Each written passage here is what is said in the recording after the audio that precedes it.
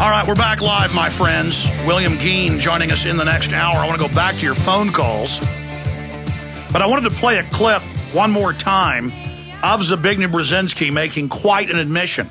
And I'm seeing similar admissions from the RAND Corporation, the UN, the Club of Rome, the State Department, and others, that they tried to lie to the public and deny they were forming a global corporate government for the administrative convenience of central bankers, which they believe is much better than the former auto-determination of nation-states. That's basically a quote from David Rockefeller. I'm paraphrasing there almost word for word. In fact, just pull me up the David Rockefeller quote so I'm exact. David Rockefeller world government quote. There's a bunch of them, but it's the one about a world government for the administrative convenience of world bankers, private central bankers. There's many variants of that. The point is that they would deny all this was going on forever, and now they're not denying it. So I want to get back into that, take your phone calls, and talk about what's happening to incumbents, both Republican and Democrat, in primaries from Utah to Pennsylvania to Kentucky. You name it, this is a big deal. But before I go any further here today, I wanted to tell you about a few of the sponsors that have made this radio broadcast possible. One of them is Pure Water Freedom, purewaterfreedom.com. One word. I want to tell you about purewaterfreedom.com. If you want to affordably remove fluoride from your tap water, visit purewaterfreedom.com. They have a full line of household fluoride filters. You can even remove fluoride from every water source in your home with a whole house fluoride system. It's not enough to just filter your water because you breathe it and it goes through your skin in the bath or the shower. They have a wide variety of filters to remove all types of toxins from your water, including shower and bath filters. All their filters are made in the USA. Check out their banner on prisonplanet.com and Infowars.com, or go to purewaterfreedom.com today to take control of your water supply. And continuing along the lines of being self-sufficient and you know, beginning that long journey towards being off the grid, which is so important for everybody to attempt to do, I want to tell you about mysolarbackup.com. If you lost your power and wanted to simply flip a switch to get the lights back on, if so, you should check out mysolarbackup.com, because there's never been a better time to start getting off the grid and generate your own supply of electricity right now. Here's why. Plug-and-play generators from our great sponsors, Solutions from Science, are just wonderful systems, no installation needed, and supply household current whenever and wherever you need it, producing electricity directly from the sun. Unlike gas generators, solar generator runs quietly and emits no fumes. Great for your house, great for your work shed or camping. Check them out at mysolarbackup.com or give them a call at 877-327-0365. The government doesn't own the sun yet, folks, so take action today. 877-327-0365. And you can get a bunch of these units and run your whole house, but it's good to just get started. Okay.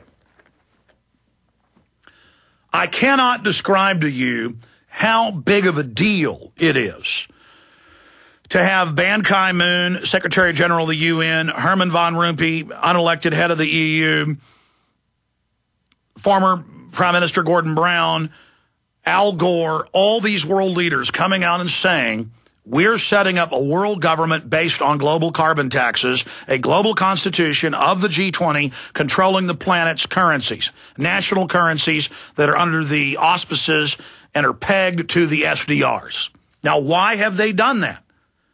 This was a big thing for them in the last 2 years, to shift from denying they were setting up a world government for the last 50 as they were setting it up.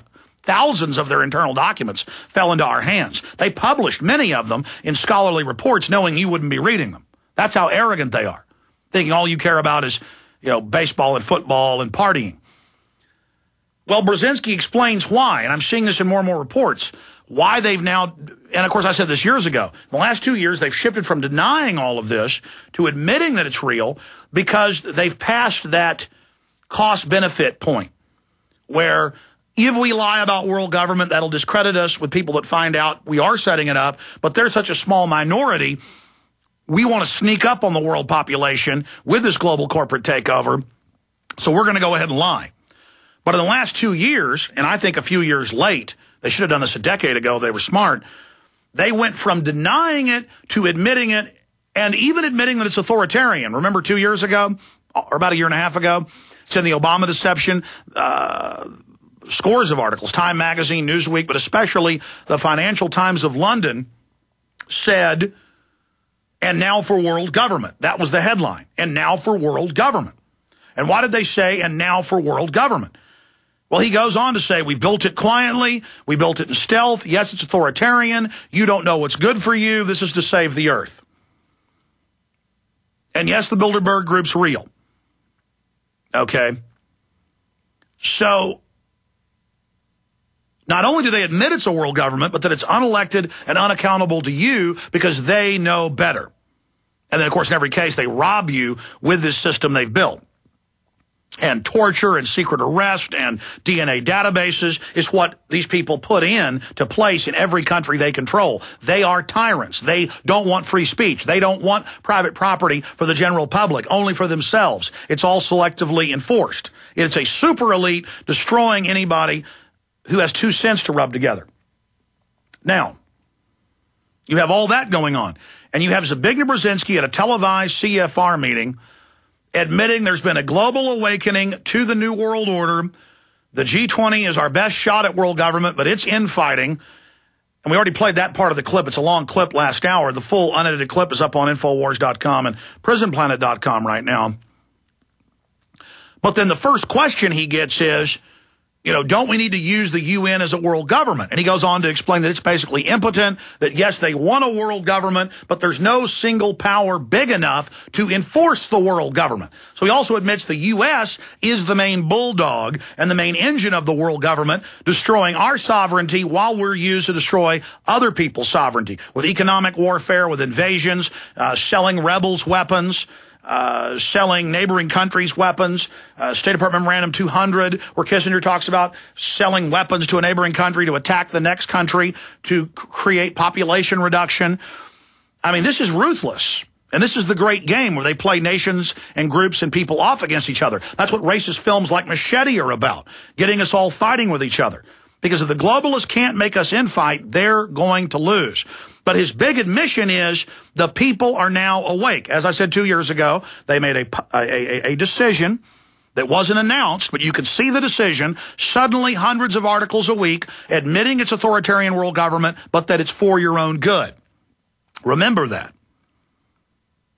For the world government and telling you it's good. And yes, they've been trying to set it up.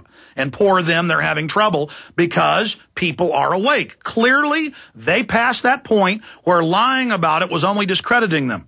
So now they shifted into telling you, okay, world government is a good thing, but they still think cops are dumber than the general public because they still teach police in all their training manuals that it doesn't exist and that if you talk about it, the person talking about world government wants to kill cops. It's just very elementary brainwashing. Hey, if you hear somebody saying there's a banking takeover, a world government, be careful, they want to kill you. That's in all the different ADL, Southern Poverty Law Center, MIAC, Homeland Security reports that we received from law enforcement a year and a half ago. Now that's all public. See? So, but they've almost completely converted over from saying it doesn't exist to admitting it exists because for the first time in history, and I agree with him, the Renaissance was only localized via the printing press, again, information. That's what the Gutenberg press generated that in the last 400 years. But now this is worldwide. The populations are looking past the globalist puppets over their nations to the actual string pullers. So let's go ahead and go to this video clip. Here it is. The other major change in international affairs is that for the first time in all of human history, mankind is politically awakened. That's a total new reality. Total new reality. It has not been so for most of human history until the last 100 years. And in the course of the last 100 years, the whole world has become politically awakened. And no matter where you go, politics is a matter of social engagement. And most people know what is generally going on in the world, and are consciously aware of global iniquities, inequalities, lack of respect, exploitation. Mankind is now politically awakened and stirring. The combination of the two, a diversified global leadership, politically awakened masses makes a much more difficult context for any major power, including, currently, the leading world power, the United States. I really enjoyed your presentation, but I'm wondering, how would you rate the United Nations